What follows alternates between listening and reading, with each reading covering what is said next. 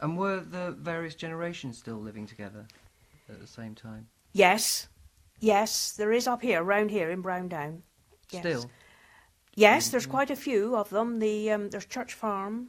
They're still, but none of their children are working on the farm. But another brother of the Church Farm moved to the neighbouring farm, and his son has just come back. He's married and just come home and working on the farm with his dad. But quite a few of them have been sold because their children didn't want it, and being developed all around me here in Birchwood, where they, as soon as anything, especially if you've got a decent house, they're put into lots, and there's no way that it'll go back to a farm again. Quite a few newcomers, actually. How long do you think you could hold out before you face those pressures yourself?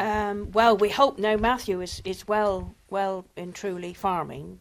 He did at one time think of being an auctioneer, and he did go for an interview in London, but he changed his mind and decided to sell the farm. He'll be here, and I think this place has been in the Sparkses. Matthew's the 4th generation, and the Sparkses been on the hills for 7 generations. My older son have traced them, and possibly longer, around here.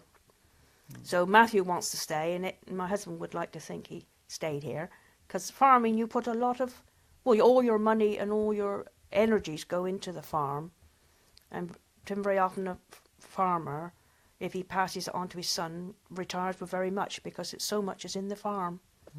You spend it, you just do. That's what farmers do.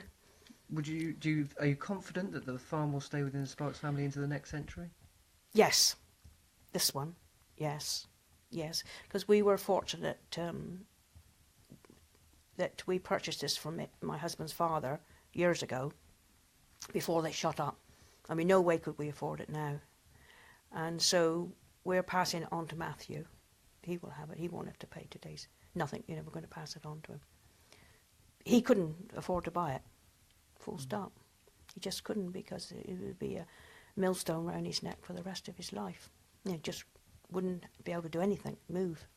A thing that has developed over recent years is the number of people who have rural homes as second homes. Is the Somerset accent becoming much more rare in your own area now? Yes, we're not an area for second homes yet. I used to live at Branscombe, and there's plenty down there. It's completely changed, the village there. But no, not around here, but we are getting, the farms are split up, and the farmhouse is sold with about 10 acres. And then the stable is developed, and the cow stall's developed. So we have got a lot of newcomers in the farms, and there's not many farmers, that's been here for years, actually farming. Not many. Because when they're sowed, you see, the local people can't afford it. It's just way out of their reach. What sort of prices are we talking about? Well, Lower Fyfett down their road, we're Higher Fyfett, Lower Fyfett down the road was sowed 10 years ago now, I suppose. And with it all added up, they sold the stable separate, but they sold the rest, the barn and the cow stall, with the house. And it made just about 200,000. That's 10 years ago. I mean, we're worth a lot more now. And then a developer bought it. And then he split it up again. He split the land up. We managed to buy accommodation land with no buildings. We bought 40-something acres off the farm then. That's really the only way you can increase, by gradually doing bits, if you've got the opportunity. That must be heartbreaking to see, though. It is. It worries my husband. It hurts him to think that Matthew will be all right, but he's going to be hard work, and the future isn't very good for him.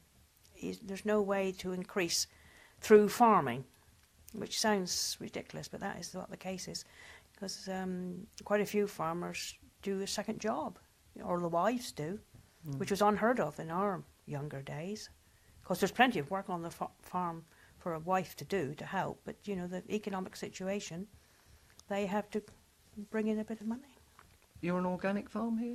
No, almost. My husband don't believe in sprays, and Matthew don't either. And they put out very little fertiliser, artificial fertiliser, very little. Because it's beef and sheep, you don't need to put so much if you had a corn or a milking farm. We used to be dairy, but we're not now. So Matthew could easily go organic, quite easily, if he wanted to. It's growing in popularity at the moment, isn't it? Yes, I think it's a good idea. I think, but the trouble is with that, you see, you don't get the crops, so therefore you don't get the income at the end of it. This is what, unless the government helps more or give the farmer more for his produce, I don't see that many's going to do it, because you get a lot of weeds. You see, if you don't spray, there's the weeds come, then you've got to hand-hoe them, and that's labour, and the people don't want to do it today. Very few want to do it. So, yes, I think it's excellent myself, and my husband do as well. He would love to think it goes back.